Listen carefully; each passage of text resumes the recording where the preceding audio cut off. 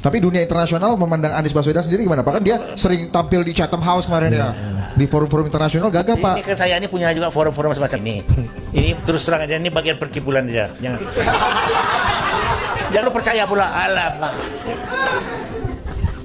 Kan gua yang ngatur semua ini, begini yang begitu harusnya dari dulu 40 tahun itu saya kerja. Tapi kan semuanya perkibulan juga. Ya, jadi apa ya? Yang real itu orangnya tipenya lain lah, bukan kayak Anies. Anies itu paling tinggi itu menjadi profesor. Lain-lain tidak bisa ya.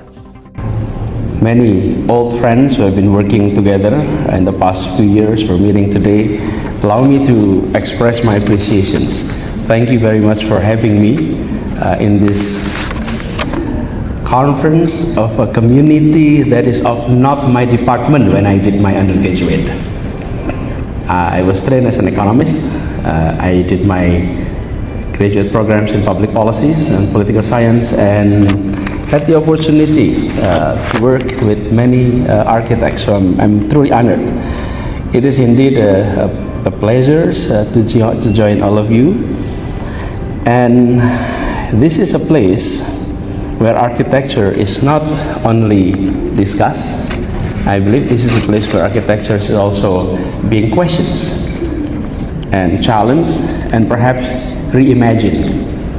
So allow me to say that even though in the introduction which I was mentioned as former governor, but I'm here not as a former governor, but as someone who deeply believes that cities are living tanks and that architects help us in reading and in writing them so that we can have a city that we can provide rooms for dialogues. I come to speak about a different way of imagining our cities, not just as physical settlements, but as civic performances, as it was mentioned earlier about the topics. But before I go further, allow me to reflect a moment about some of the principles that I deeply believe in. It is a principle of social justice and equality, driven from the 5 principles of Pancasila. The 5th principle, which is the most fundamental promise of Indonesians' independence, is social justice and equality, and it is the guiding star of our Pancasila. This ideology, this approach, these values has shaped every roles and every decisions I've taken throughout my career. And I'm outlining this at the beginning because I'm not speaking again as a former governor, but as someone who cares about the future of urban cities. When I served as rector of Paramadina University, I realized that beyond the campus, behind Jakarta's grand avenues, there are neighborhoods who are struggling with poverty. It's hard to accept that a place of learning would exist in an isolation from its surrounding. So we created a scholarship program specifically for children of our neighbors. We have no constitutional duty to do that. We were a private university. But with that, high school graduates in our neighbors able to go to our university at no cost. So we do hope that university could also become space for social repair. And then we look at the archipelago of Indonesia. Let's think beyond the city. It's about the deep gaps across our nations. The distance between urban centers and remote villages is not just spatial. The difference is it's about distance of opportunity. That's why we initiated a project called Indonesia Mengajar.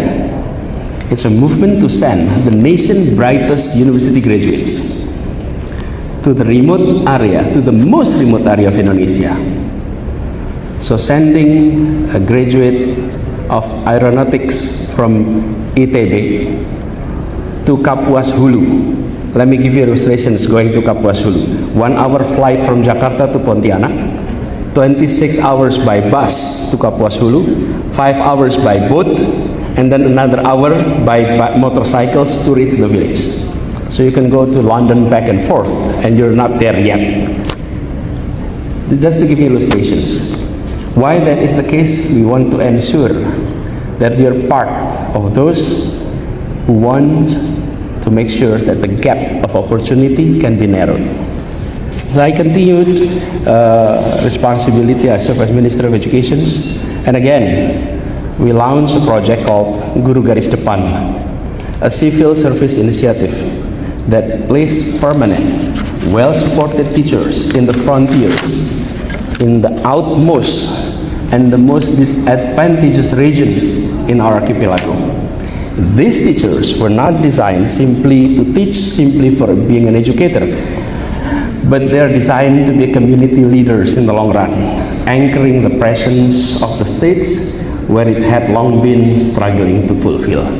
So, when I was entrusted to serve as governor in Jakarta, I brought the same compass with me, which is social justice, both as directions and also as destination.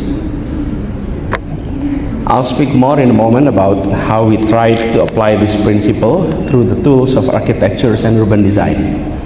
But let me first offer some context to many of you who may not be familiar with Jakarta. Jakarta is one of the most dense cities in the world. It is a home of over 11 million people. It has one of the highest level of inequality in Southeast Asia, with a Gini index that hover around 0.4, and nearly half of its workforce is in the informal sectors, and about 1/5 of its residents live in poverty or near poverty. Therefore, any conversations about design in a city like Jakarta must begin with these realities. But on the other hand, Jakarta is also one of the most spatially fragmented cities in the region. Wealth and infrastructures were heavily concentrated in the centers and the south, while the north and west were struggling with chronic underinvestment, especially in housing, drainage, and green space. And when we come about the gap, the top. Halo teman-teman, berjumpa bersama saya di Politik Dangi. Ya, ini menarik sekali. Bagaimana seorang tokoh yang luar biasa, Anies Baswedan ya. Dan Anies Baswedan ini tokoh oposisi yang masih berjaya ya sampai hari ini, teman-teman. Bagaimana Anies kemudian menjadi tokoh yang disegani oleh penguasa saat ini lantaran beliau kerap kali memberikan kritikan tajam, memberikan kritikan yang pedas ya kepada pemerintah. Deretan-deretan kritikan Anies ya seperti 19 juta lapangan pekerjaan, kemudian PHK massal, ekonomi semakin melejit, MBG, Kopdes, dan banyak lagi, teman-teman. Itu adalah bentuk kritikan Anies Baswedan. Apa yang disampaikan Anies tentu ini menjadi catatan ya bagi pemerintah untuk perbaikan ke depan. Jadi tidak heran kalau per hari ini Anies itu mempunyai elektabilitas yang lumayan tinggi ya untuk Pilpres 2029. Walaupun ya ini masih sangat lama sekali ya, 3,5 tahun. Namun per hari ini aja bagaimana rakyat itu menginginkan Anies menjadi capres lagi, teman-teman. Respon dari Anies ya terhadap semua relawannya, pendukungnya, itu Anies kemudian membangun sebuah partai politik yang adalah jalannya, yang adalah langkahnya ke depan.